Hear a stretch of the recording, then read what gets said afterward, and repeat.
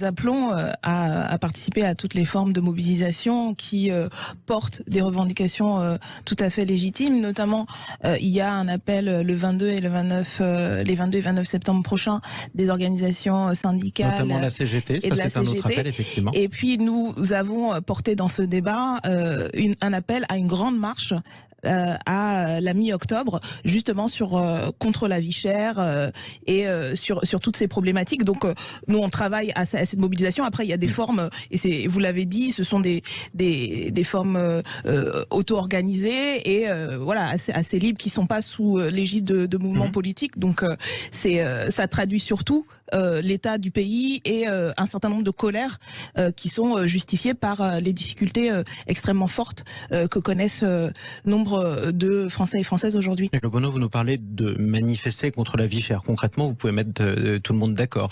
De l'extrême gauche à l'extrême droite, en passant par l'extrême centre, tout le monde veut manifester contre la vie chère. Mais quelles sont les revendications pour lesquelles vous manifestez, justement?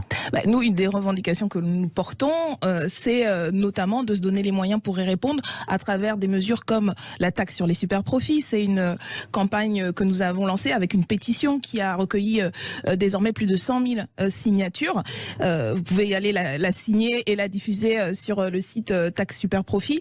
Ça, c'est une mesure qui a été refusée par le groupe macroniste lorsque nous l'avons proposé, et que nous pensons par contre que justement pour redistribuer, voilà, notamment. et puis c'est de la justice sociale, et on voit sur ces questions-là, vous parliez du mouvement des Gilets jaunes qui originellement s'est construit sur un sentiment, enfin une réalité, pas un sentiment d'injustice sociale, et du fait que c'était les plus défavorisés qui devaient payer, que les plus pauvres payaient davantage que les plus riches. Voilà. Et donc il y a un enjeu de justice sociale, et notamment aussi de justice climatique. On pourra en discuter sur la question de l'énergie. On va y revenir justement sur voilà, tous les débats qu'il y a pu avoir sur les jets privés, etc.